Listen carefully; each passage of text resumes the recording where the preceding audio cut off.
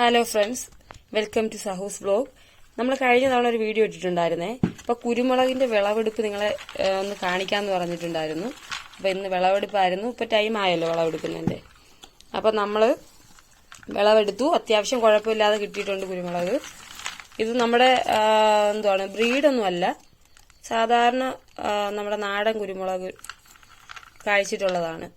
അപ്പൊ അതുകൊണ്ട് അതിന്റെ തിരി നോക്കുമ്പോൾ നിങ്ങൾക്ക് അറിയാൻ പറ്റും. ഒരുപാടങ്ങ് വലിയ തിരിയല്ല കുരുമുളക്. ഇപ്പൊ നമ്മൾ കുറെയൊക്കെ പൊഴിച്ചിട്ടുണ്ടായിരുന്നു കേട്ടോ, പറിച്ച സമയത്ത് ഇങ്ങനെ കേട്ട്. അപ്പൊ അതിന്റെ ഇതാണ് ഈ കാണുന്നത്. അതുപോലെ തന്നെ തിരി നമ്മൾ ഇത് പൊഴിച്ചതിന് ശേഷം നമ്മൾ തിരി കൊണ്ടുപോയി, നമ്മളെ മുത്തശ്ശി പറഞ്ഞു തന്നൊരു ട്രിക്കാണ്. തിരി കൊണ്ടുപോയി നിങ്ങളൊക്കെ ചെയ്തിട്ടുണ്ടെങ്കിൽ ഒന്ന് കമന്റ് ചെയ്യണേ. അങ്ങനെ ഇതിന്റെ ഈ തിരി ഉണ്ടല്ലോ, ഈ പൊഴിച്ചെടുത്തിട്ടുള്ള തിരി, ഇത് ഈ തിരി നമ്മൾ ഇത് മൊത്തം പൊഴിച്ചതിന് ശേഷം തിരി എല്ലാം കൂടെ എടുത്ത് ആൾക്കാർ നടക്കുന്ന വഴിയിൽ നമ്മൾ കൊണ്ടുപോയി ഇടും.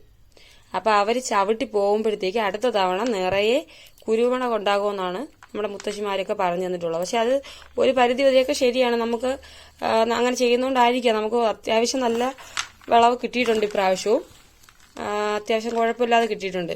അപ്പൊ നിങ്ങളൊക്കെ ഇത് പെട്ടെന്ന് ഈ കുരുമുളകെ പൊഴിച്ചെടുക്കാൻ നിങ്ങൾ എങ്ങനെയാണ് പെട്ടെന്ന് നമുക്ക് ഈ തിരി വിട്ട് കുരുമുളകിനെ അടർത്തിയെടുക്കാൻ നിങ്ങൾക്ക് പറ്റുന്ന ഏത് രീതിയിലാണെന്നുള്ളതൊന്ന് പറഞ്ഞു തരണേ. നമ്മൾ ചെയ്യുന്നതെന്ന് വെച്ച് കഴിഞ്ഞാല് നമ്മൾ ഈ കുരുമുളകിനെ എടുത്തിട്ട് ചാക്കിലോ എന്തെങ്കിലും ഒരു വലിയ കവറിലോ ഇട്ടിട്ട് ഞാൻ നിങ്ങളൊന്ന് കാണിച്ചു തരാം വീഡിയോ ഒന്ന്.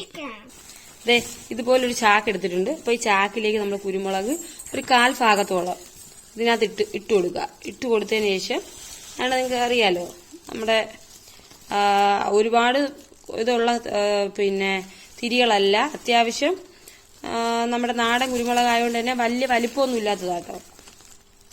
ഇതേ ഇത്രച്ചുള്ള ചെറിയ തിരികളാ അതിലുണ്ട്. അത്യാവശ്യം ഞെരുക്കമൊക്കെ ഉണ്ട്, എങ്കിലും ബ്രീഡൊന്നും അല്ല തൈ.